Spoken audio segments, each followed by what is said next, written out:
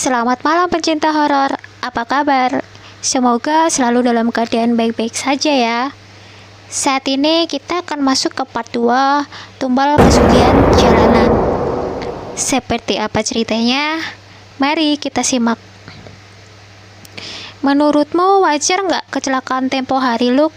Ujarku pada Lukas, penjual pulsa langgananku. Kalau dibilang wajar, tapi kagak wajar. Dibilang enggak, tapi kok aneh ya? Jawabnya dengan santai, tapi kebingungan. Udah nggak usah dibahas. Bikin takut aja. Aku masih jaga konter sampai malam loh. Jaga sendiri lagi. Gerutunya dengan muka kesal. Cemen lu. Ledekku dengan bibir manyunku. Lukas memang paling takut sama hal begituan. Sebetulnya bukan tanpa alasan juga ya bersikap begitu. Ia punya pengalaman menyeramkan saat malam jaga sendiri di konter. Waktu itu hujan gerimis, malam sekitar jam 9-an, tapi sudah mulai sepi pembeli. Mungkin karena hujan, orang banyak yang enggan keluar rumah. Konter pulsanya masih belum tutup. Lukas sibuk menghitung uang hasil penjualan hari itu. Srek, srek, srek. Suara langkah kaki diseret. Tapi Lukas nggak pedulikan. Ia fokus menghitung uang. Masnya, beli pulsa mas. Di depannya tampak seorang cewek dengan seranggai senyum lebar perlihatkan giginya yang bertaring. Rambutnya berantakan dan bermuka pucat.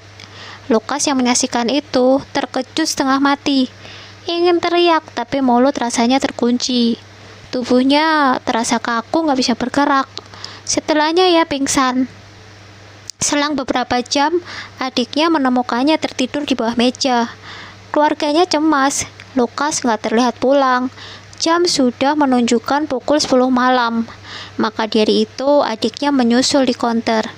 Setelah kejadian itu, hampir semingguan Lukas pilih menutup konter pulsanya karena trauma. Rasa takut masih belum hilang. Lukas masih nggak percaya atas apa yang dilihatnya malam itu. Usut punya usut, ternyata cewek itu juga korban kecelakaan lalu lintas. Sore itu seperti biasa, aku hanyut dalam lamunan. Tiba-tiba sekelebat bayangan membuyarkan lamunanku. Ada suara lirih terdengar dekat di telingaku. Tolong bantu aku. Hanya sekali itu saja, tapi terdengar sangat menyedihkan. Mau minta tolong apa? Gumamku dalam hati. Terus aku bisa bantu apa? Spontan banyak pertanyaan terus berkecamuk di pikiranku. Aku gak pernah mau berhubungan dengan mereka. Berulang kali ketika mereka mendekat, aku hanya merasa sedang halusinasi saja. Namun entahlah, rasanya sulit menguasai diri untuk menutup telinga berusaha gak mendengarkan mereka. Dasarnya aku yang suka fantasi sama hal begituan. Imbasnya kalau malam susah pejamkan mata. Dan tanpa aku minta, mimpi bertemu korban kecelakaan itu.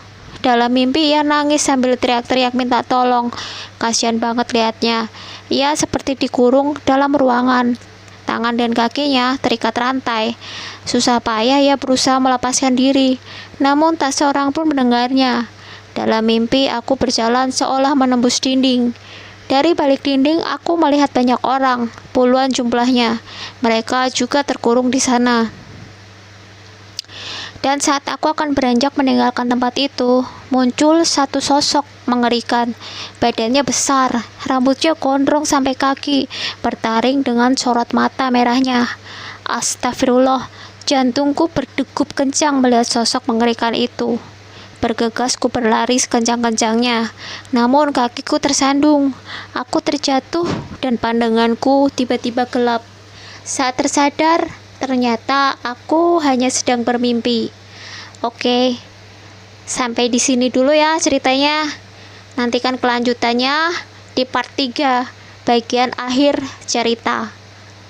Jika ada salah kata dalam membacakan cerita ini, mohon dimaafkan ya. Sampai jumpa di cerita selanjutnya.